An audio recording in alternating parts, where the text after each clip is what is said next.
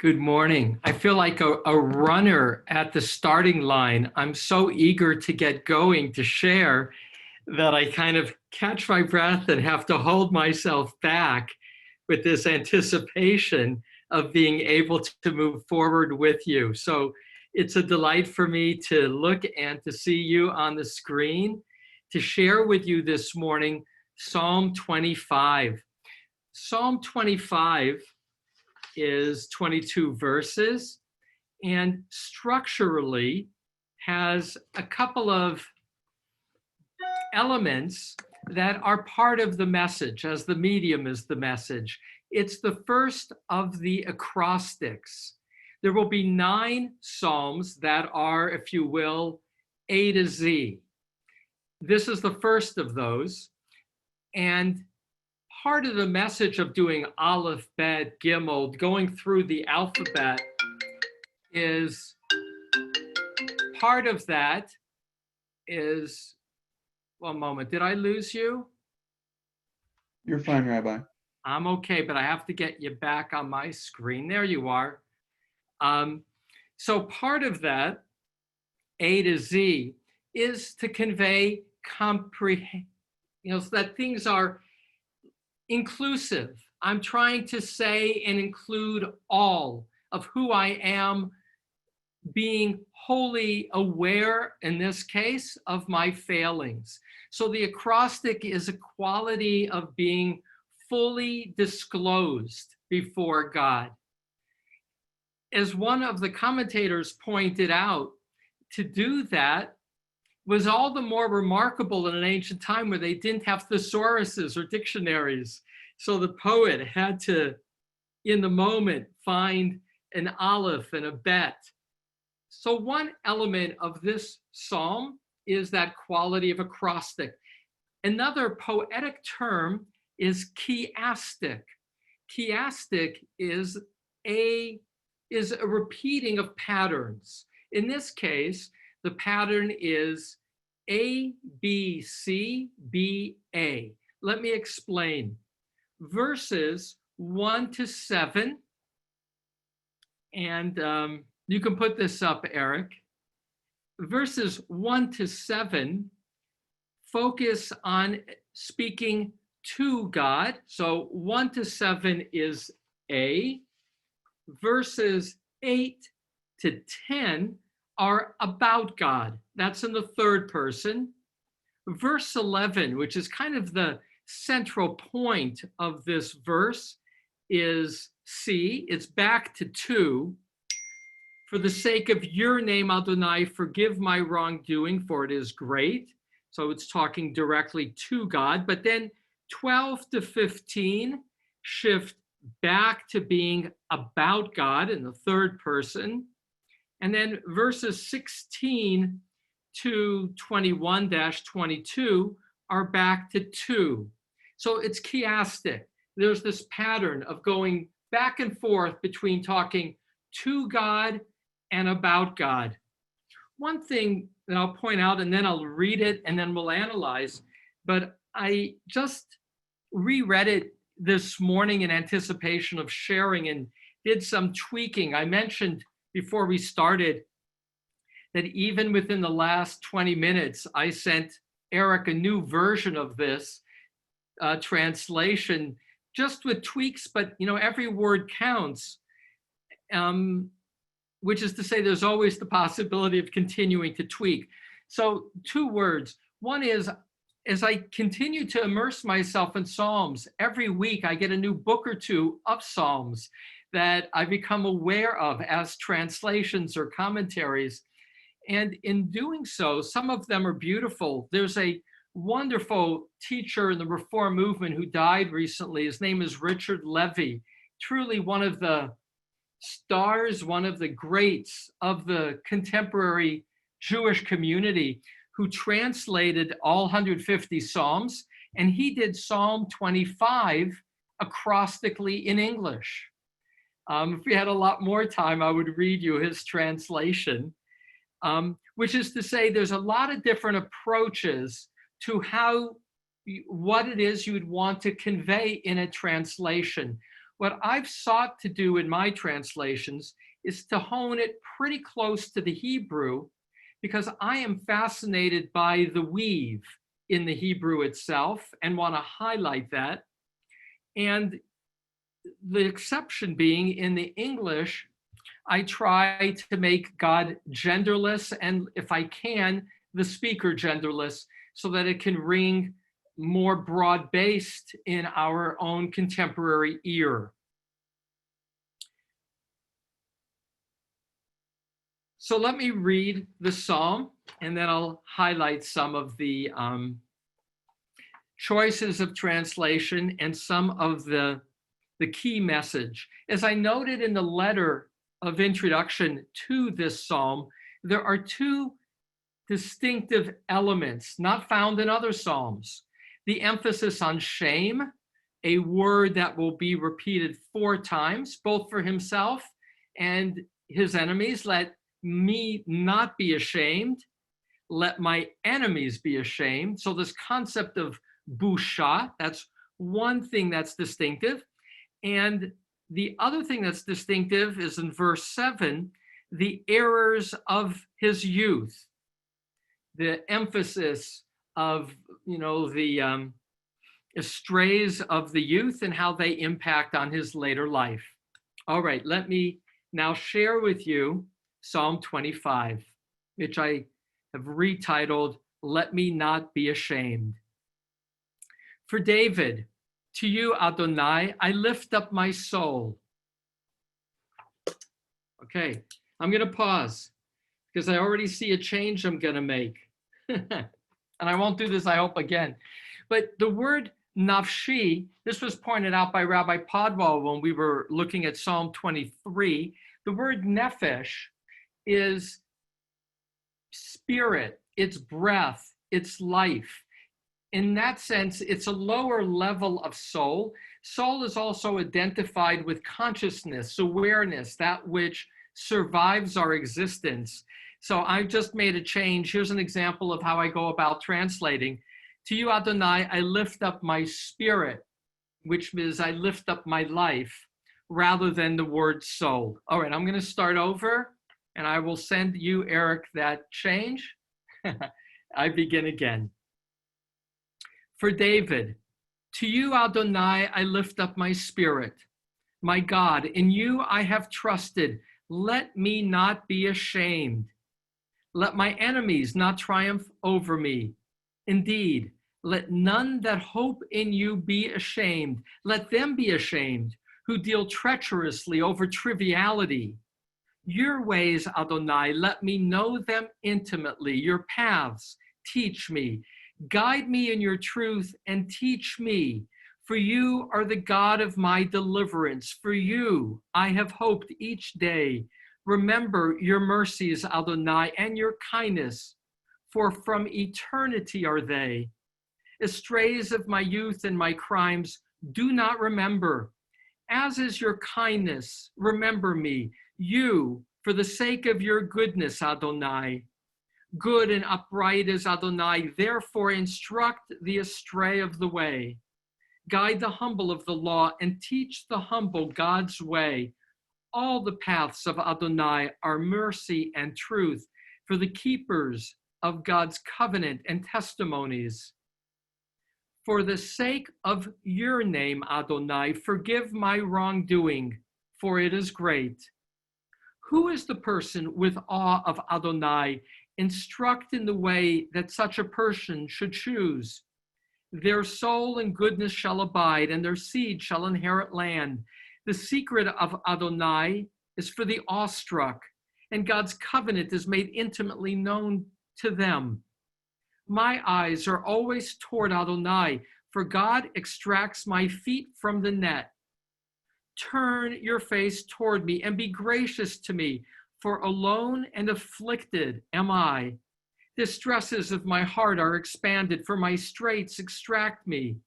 See my affliction and my burdens, and lift up all my stray acts. Look at my enemies, for they are many, and the violent hatred with which they hate me. Guard my spirit and save me. Let me not be ashamed. for I have taken refuge in you. Let integrity and uprightness preserve me, because I have hoped in you. Redeem, O God, Israel from all distresses. So, some thoughts about translation and themes that are carried on here. One, I just really picked up on this in preparing this morning, and I delight in noting it for myself. And that is one of the places that I have often been drawn when traveling are cemeteries. Cemeteries are, and the epitaphs in cemeteries, a window into a place and its culture. And in looking at cemeteries and Jewish cemeteries in Eastern Europe, particularly in the Hasidic community, the epitaph that I noted that is particularly common is Tom Vayosher, which is verse 21. Let integrity and uprightness, and then the rest of that verse, preserve me, because I have hoped in you. And I always thought that Tom Vayashar, and again in the epitaphs, it's without punctuation, was kind of this Hasidic motif of humility and straightness, directness, and it is, and that is a value. And we've talked about it in looking at other Psalms where of the four sons at Pesach, in a Hasidic popular commentary, the simple son, the Tam, is considered to be the most extolled because he's humble. He's simple in the sense of not looking to be flashy, but unadorned, or if you will, of integrity, that the inside and the outside match. And yashar means straight, not devious. But seeing it here in this context, there's an added sense of its meaning and value. If you've passed, you would want to say, God, let integrity and uprightness preserve me. Preserve me meaning eternally, because I have hoped in you. And seeing it here in this context just adds to my sense of the value. But look interestingly at verse 8. God is referred to as Tov V'Yashar, not Tam, but Tov. Tov is good. So God is good and upright, while a human being is Tam V'Yashar. Again, Tam being simple, or if you will, being of integrity, the inside and the outside matching. So I like this.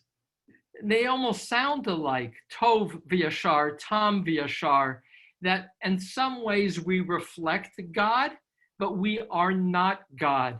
God's goodness, God's Tov, is unfiltered and on some level pure, like light. Ours is compromised. At best, what we can do is seek to have a quality of integrity, but it's always incomplete. And so to the psalm, some things to point out are, first of all, the envelope. I've become drawn to the envelopes. And here, Benjamin Siegel in his literary analysis is always helpful to me.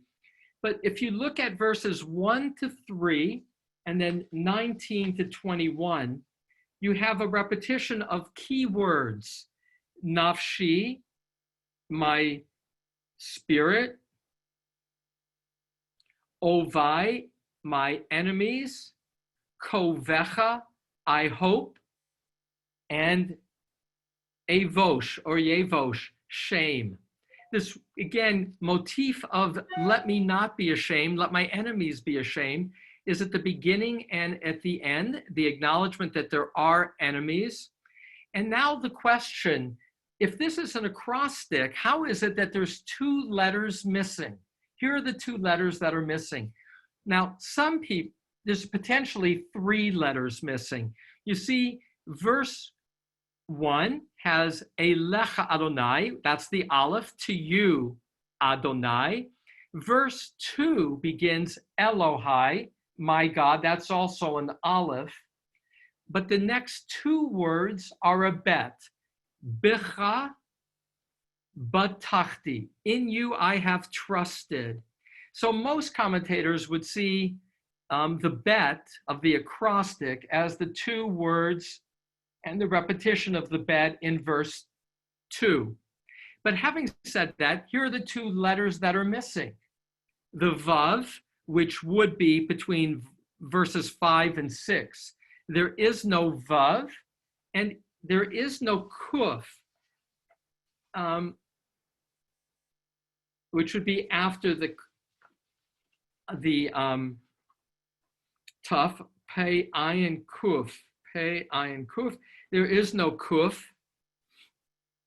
And those two letters, kuf and vav, are the root of the word hope, kaveh. The word kaveh, the word hope, that is part of that envelope. Again, it's in verses 3, it's in verse 5 and verse 21. This ultimately is a psalm of hope, kaveh. That's the Hebrew word for hope. And remarkably, the two key consonants of kaveh, two of the three, are the two that are missing in this acrostic. So these psalms are so tightly woven, one must assume that nothing is accidental, and that the kaveh, as the two letters, the kuf and the vav, are perhaps either to convey that this is a psalm of hope, and that, if you will, is implicit in all of it. That's one possibility. And therefore, because it's so immediately present, it doesn't need to be explicit. Or it's to say something paradoxical. And that is, I am hoping for you, but in a state of humility and not taking it for granted. So I dare not declare my hope as if it's a tightly put together package. This package of an acrostic, precisely on this key motif of hope, is lacking, meaning it depends on you responding for it to be complete. So again, I think that's part of the artistry of it. Here's some other things to note about the artistry and this key motif of humility.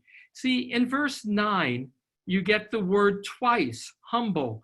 Guide the humble in the law. Teach the humble God's way. Anavim, both times, both words. Verses 5 to 9 have the same motif repeated over and over, which is about paths and looking to learn from God. See, in this case, the Psalter is acknowledging verse 7, estrays of my youth and my crimes do not remember, as is your kindness. Remember me, you, for the sake of your goodness, Adonai. So the Psalter feels ashamed, and we're not told what these crimes are, but something he did in his youth and perhaps persisted in his adulthood brings him to God with embarrassment. Note that I choose to translate in verse 7 and elsewhere, chatoot, which is often translated as sins, estrays, in that a high holiday type teaching is that the word chet in Hebrew is also an archery term for when you miss the target, the arrow that goes astray. And in that regard, in contrast to the Christian concept of sin that taints, that stains, and we get that also in biblical and rabbinic, but less so, here it's what goes astray can be realigned. But to realign it, we need God to be our guide. Hadricheni va'amitcha v'lamdeni, verse 5. Guide me in your truth and teach me. here too, I've chosen to translate in my retranslating verse 4, the verse before it, Dirachecha, your ways, Adonai, hodi eni, let me know them intimately. The word for Adam being physically intimate with Eve is the word yada. So in Hebrew, this word lamdeni implies something intimate, an intimate way of knowing in relationship. The last line, verse 22, is, as we've seen in other Psalms, kind of set apart from the rest of the Psalm. In some cases, it's a punchline. In other cases, commentators, in this case, Robert Alter, would say it's just kind of a standard closing because it's a shift. This is a deeply personal psalm, a psalm of asking God in God's beneficence to forgive the Psalter for the indiscretions of his youth and the wrongs of his adulthood out of God's goodness, not for his sake, but for God's sake. And verse 22 has this shift where it's about Israel. Redeem, O God, Israel from all distresses. Now, we did have the word distress appear earlier in the psalm, which might indicate continuity. And classical commentators, the medieval Jewish commentators, would say that after one prays for oneself, one then shifts and feels the gratitude for belonging to Israel and prays on behalf of the community. And so that gives the context why before concluding these words before God, there's, not only redeem me, but now that I've spoken from my heart about my need to be forgiven, please also redeem all of Israel from all distresses. So that's possible. It again shifts here to the collective and either is possible as to why there is that shift here at the end. With that, we have some time now for your reactions to Psalm 25. What touched you in hearing this psalm? And I can only identify if I see a hand. I can see, I think, most of you. I don't see any hands yet, so I can keep adding some things. My teacher, Rabbi Podwall. Just, I love your beautiful explanation of the two missing letters in the acrostic is hope. And as you know, 2 Psalms from now, the conclusion of Psalm 27 is all hope. It's Kaveh el Adonai, Chazak b'Yamasibecha, v'Kaveh el Adonai. Yeah. Psalm 27. So I'm glad you're foreshadowing next week's study in terms of Psalm 27. That's the psalm that we recite every morning for a month in preparation for the new year. So all throughout the month of Elul, before Rosh Hashanah, we will be reading Psalm 27. We'll be looking at that on Tuesday next week with the question of why the rabbis chose this of the 150 Psalms to be read every day.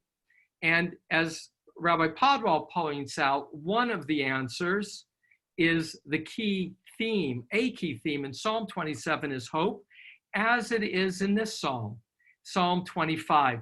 So precisely what is missing is also most evident in this regard of Psalm 27, and that is the key theme of this person who is ashamed is the hope of forgiveness. Here's something very important. I'm glad I have this moment to pause. And that is, there are 15 words used in Psalm 25 that are taken from the golden calf incident. 15 different words. Here's some examples. In verses 4, the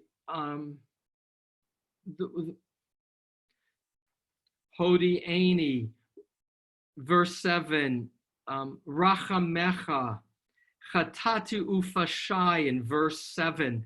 And that is woven into this psalm, but most, if you will, subtly, is this echo of God's forgiving the Israelites for having engaged in the infidelity with the golden calf.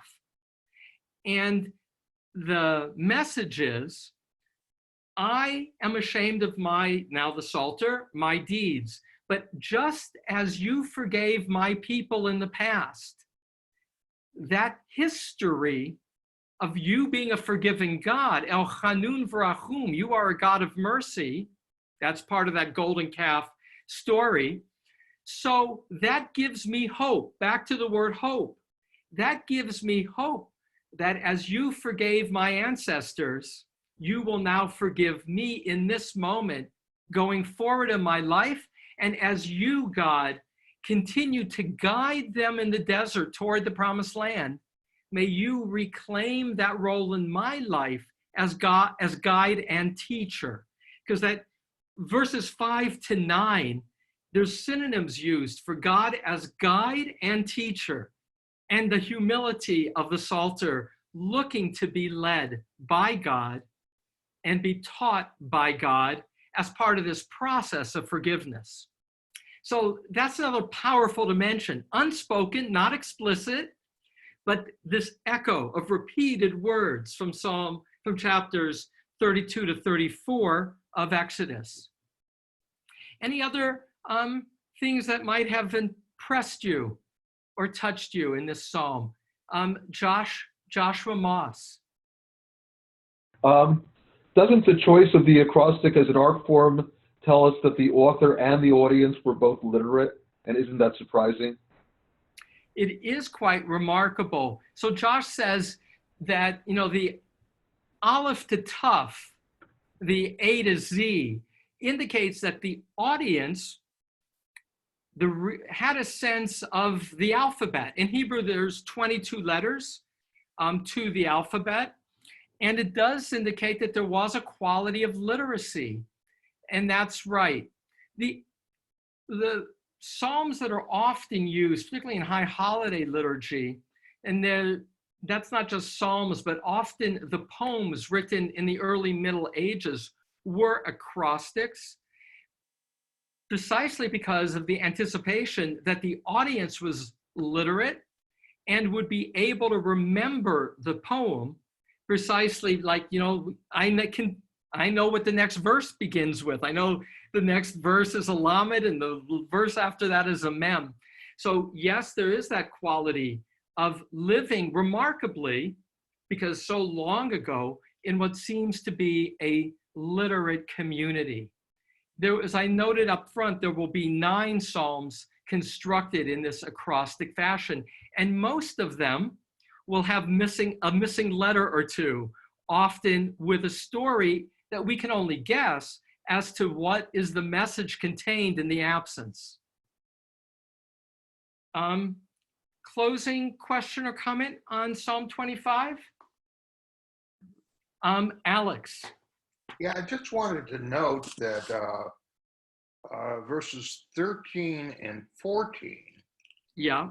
anticipate the concluding verse 22, and that they're referring to a community. They're referring to a community of believers. That's of the Uriah Hashem. Yes.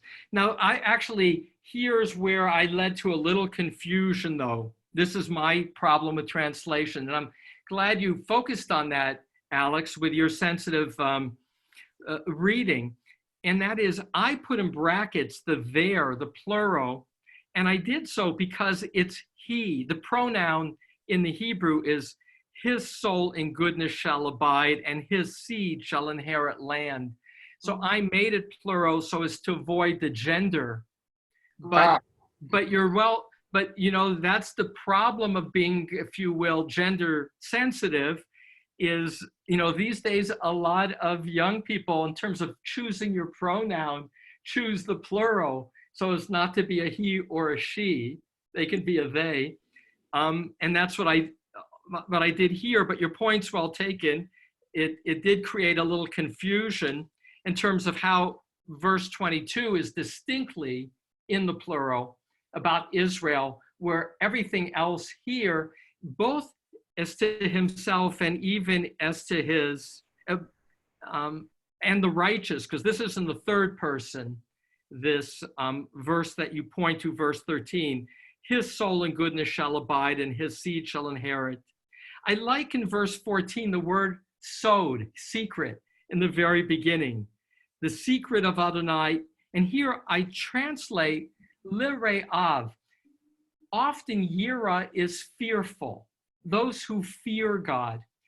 But in Hebrew and in English, awe is often a substitute for fear.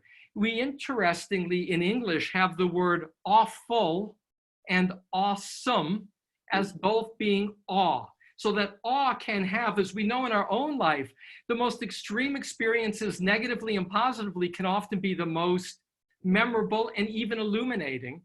And so many, like Rabbi Heschel, often use the word awe instead of fear. And so here in my translation, I use awestruck for those, instead of saying those who are the fearful, to emphasize that dynamic.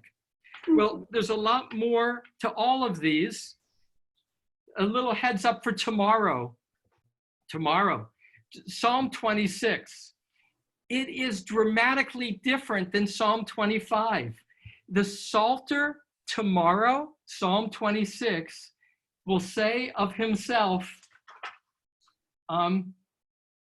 I have not sat with deceitful people, nor with hucksters will I go. I hate the gathering of evildoers, and with the wicked I will not sit. In fact, I've entitled it, Judge Me as a Banner of Integrity. So tomorrow's Psalter is saying to God, what others, Robert Alter called a profession of innocence. So in contrast to the ashamed today, tomorrow the Psalter will say, look at me, God, I am that person you would want me to be. They're not necessarily linked. So I do look forward to sharing Psalm 26 tomorrow, a remarkable contrast. Is there anybody who is choosing, would like to say Kaddish today? All right, with that. Yes, please. Yes, Rabbi. Okay, then the opportunity to answer Amen and I will conclude. too. You know, I should, because I missed it. Okay. All right, so we conclude with Kaddish and the opportunity by answering Amen to do a mitzvah. Yitkadal, Yitkadash, Shemei Rabbah, Amen. Yalma Dibra Kirite, Yom B'chayechon Yomeichon, B'chayei Beit Israel, Ba'agala U'izman Kari, Amen. Yehei Shmei Rabba Shalom V'Omei Omeya. Yitbarach, Yishtabach, V'yitar, V'yitromam, V'yitnaseh, V'yitadar, V'yithaleh, V'yithalal, Shemei Dekrusha, Rehu, Le'ela, Kol Birkata, V'shivata, Tushbachata, Kamata, Damiran, Amen. Rabba Min Shamaya. V'chaim Aleinu V'Kotel V'yuan Amen. Oseh Shalom B'Ma'av Shalom Aleinu V'Kol Yisrael V'Imru. Amen. Thank you. Thank you. All. Thank you, Rabbi. You're welcome. Thank you. Thanks to each of you for adding your presence to my day. Blessings for a good day for all.